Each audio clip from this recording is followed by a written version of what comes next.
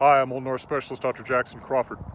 One thing that's often forgotten by those who don't often read the sagas is that Norse society was very litigious. The medieval Scandinavian law codes are one of our major sources for information about Norse culture, and their pages must number in the hundreds. One of the most interesting and archaic is Grogos, a series of laws developed in Iceland before Iceland joined the Norwegian kingdom in 1262.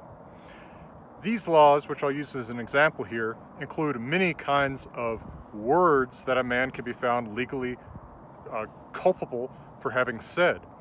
Some of the most surprising include the working of, that's the word that's used in Old Norse to, when you make poetry, is you work it, yrkja, is the making of mansongvar, literally maiden songs, love songs. The idea seems to be that if you compose a love poem about a woman, that you might make her fall in love with you, and then her father, who has the right to marry her off, then has to deal with the fact that she's in love with someone he doesn't want to marry her to.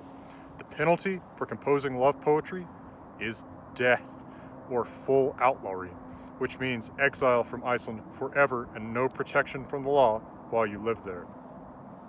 There are also words that it is illegal to call another man. The specific words vary from a very short list to a very long list in different law codes.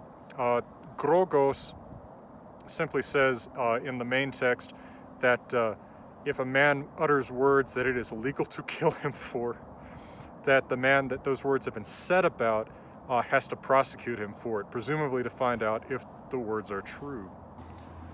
One of the specific words that's illegal to call another man is argur or ragur. This is kind of a general locker room insult. It means cowardly, weak, homosexual. This is the most horrible thing you can call another man in Old Norse, but there's also another word specifically forbidden is strodin. That means a man that has been sexually violated by another man.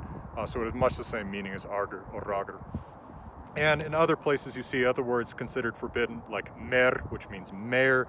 You can work out the obvious sexual implications of why calling a man a mare would be offensive. And you also find in the sagas many other words that are considered to bring upon the speaker a liability of death, like calling a man blauther, which means moist or wet, and this has connotations of a feminine trait. So even though we think of the Vikings as solving everything with axes and swords, they do fight with words and with law.